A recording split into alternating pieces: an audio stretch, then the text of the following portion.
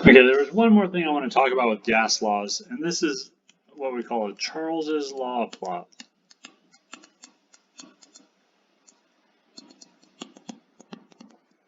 And we've talked about absolute temperature and absolute zero before, but we've never actually talked about where it comes from. So if we plot volume versus temperature, which is why it's Charles's law, volume versus temperature for several different gases, okay? And I'm just gonna use my ruler here to plot that.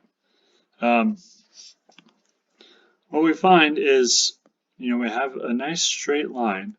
At some point, the gas will start to liquefy, and so we can't actually record data anymore. So we have to do what we call extrapolate backwards, and that is to say we go beyond our data. So the dotted line is extrapolation beyond the data that we can actually measure. Okay, and let's do another one.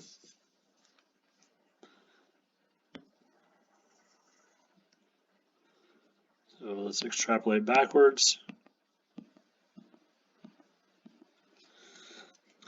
Do another one. And I'm kind of exaggerating the steepness of the lines, but it doesn't really matter. And, well, I think that's enough to prove the point. Okay, and these are, it doesn't matter what gases they are, we'll just call them gas 1, gas 2, in no particular order, obviously, gas 3. Well, if we work backwards, notice they're all coming to the same point. I did that on purpose, obviously. Okay, they all come to this point right here, more or less. And what temperature do you guys think that is?